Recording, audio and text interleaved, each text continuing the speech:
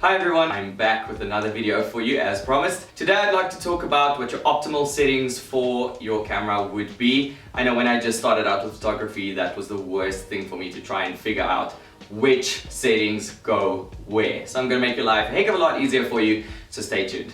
Today I'm going to be talking about 3 different camera settings that you will be using for 3 different types of setups. First one being studio photography, second one being location or outdoors, and the third one being event photography at night indoors. So the first one I want to talk about is your studio setup for your camera settings. So when you're shooting with studio, you'll obviously be using external lights, which means that your shutter speed will be at 125. Why? Because that is the optimal setting for your flashes to sync with your camera. You can make it higher, but then you will start getting a black line in your photos, and that's irreversible. That's something that you cannot fix afterwards. So rather get it right in camera, and then you don't have to make a mission about it afterwards in post.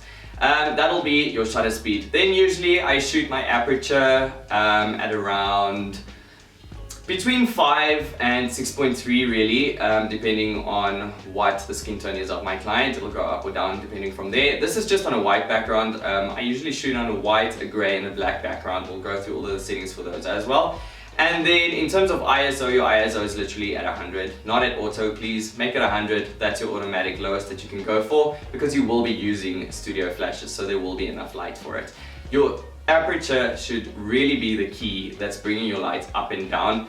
Don't usually mess with your ISO if you do not have to. Your ISO is really there just to fill it up when you need to, but your aperture is the key to bringing your photos up and down, especially in a studio environment as well. That's it for your white background. When I move over to my grey background, I try and shoot it a little darker, just so it's a bit more moody. I would also just use the one light. I usually do on the white as well, but I angle it a bit differently, so there's a bit of a shadow leaning on the wall with my subject or my client.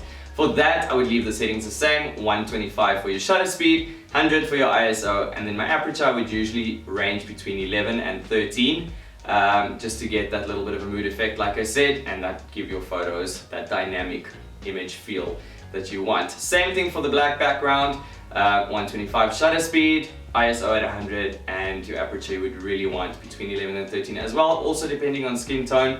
And how far removed your subject is from the background, so that your background stays dark but your subject does stay light. I will be doing another video completely on studio lighting as well, because that is an entire topic all on its own. That's it for your studio photography. It actually is very easy, and it stays that way because it's a much more controlled environment. And really, when you are zooming in and out, you would just be adjusting your aperture just a stop or two up or down, and that would usually do the trick and give you what you need. When you are moving out to step number 2, outdoors or location photography, it changes completely, because you usually would not, I would not shoot with a flash usually, because natural light just brings out a more dynamic look and feel into my images. So let's say you aren't shooting with flash and you're just using your camera settings when you're doing your shutter speed. Obviously it's outside, you're going to be working with a lot more movement, it's going to be less controlled depending on what your style is. But when I do outside or location, I usually do a lot of walking, talking, looking, and for that I need my images to be sharp, and I need all that movement to be frozen in the image. So for that, I would essentially be using my shutter speed, anything from between 500 to 1000, and I just see what that is. I would always start at 1000 and then just come back down if it's too dark for me, but that is usually the right settings for me to freeze my action in the frame. Then talking about your aperture, this is going to be a heck of a lot lower. If you are shooting with your 50mm, I usually range anything from between 2.2 to 3.5 f-stop. That would really just depend on the amount of light that I do have available to me, because like I said in my previous video as well, I usually shoot either morning or in the evenings, sunrise or sunset, and obviously the light in that little space and frame of time that you do have to play with will change 100 times. So that's usually the range I would go through. If you are using your kit lens, obviously you'll just try and shoot as low as possible on aperture, so you have the most amount of light available to you. And on your average kit lens, that's usually around 3.5, and it will automatically adjust as you zoom in and out of your subject or object. I usually keep my ISO between 400 and 800 when I'm doing location shoots, because as I said, because I've got my 50mm lens, I can really let in a lot of light using my aperture, and then the ISO really is just there just for that extra little bit of something, but I try not to go over 800.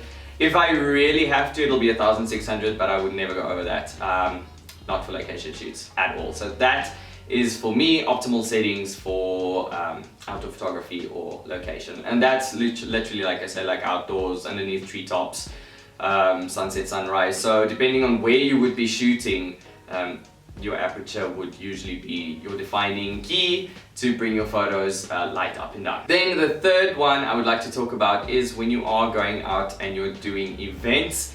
For me, it's a lot easier to just take my kit lens along, because it honestly is just smile, click. You want a photo, click, smile, walk, next, next, next.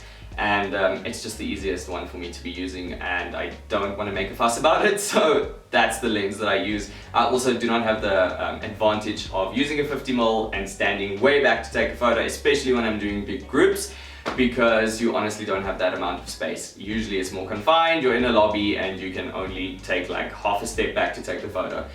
So that's what the kit lens is for. With that being said, obviously then I will also change my aperture settings to as low as possible for that. Like I said previously, that would be around 3.5, and then go up and down automatically as you zoom in and out.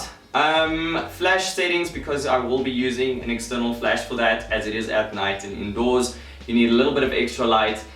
Your flash would have to be at a shutter speed of 125 for optimal flash syncing. Talking about your ISO for events, that is really where it does change a little bit, because you do have a heck of a lot less light to your disposal. For me, when I do my events, there's usually a big lobby, there's a lot of light, so I don't need a lot of ISO, and as soon as the welcoming drinks are done, we'd move into a bigger hall where it's completely dark, and then there's a stage with a lot of light as well, so that usually helps me. But you do have those two different variations that you need to play off one another. So I would have my ISO, I think generally as a rule of thumb for me, it would be at around 1600. I would never go over that, not to 3200. Obviously, if you've got a better camera, your camera can control the ISO a heck of a lot better. But if you're just starting out with photography, which I guess you do because you're watching these videos, then do not go over 1600. You will thank me for it later, trust me, I've done this so many times. It'll look fine in camera if you go to 3200, and you'll get home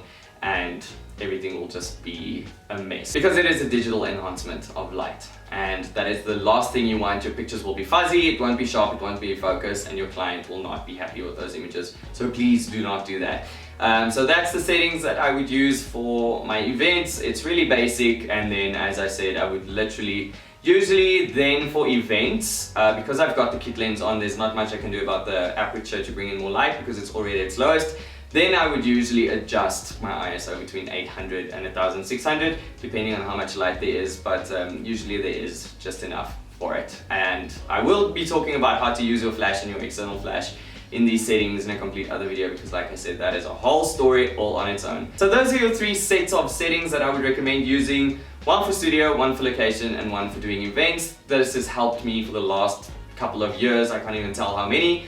And I'm sure it will definitely help for you, because I know as soon as you've got just a baseline of where your settings need to be, you're going to do so much better with your photography, and you're just going to nail every shot instead of 1 out of 10 shots. So please use it, and let me know if these settings did work out for you. It will be great to get some feedback on this. If you would like more tips, tricks, and tutorials, then please stay tuned. I will be bringing you more. Thank you so much for watching. Please like and subscribe, and if you do want notifications, just click the bell and it'll let you know as soon as I upload a video.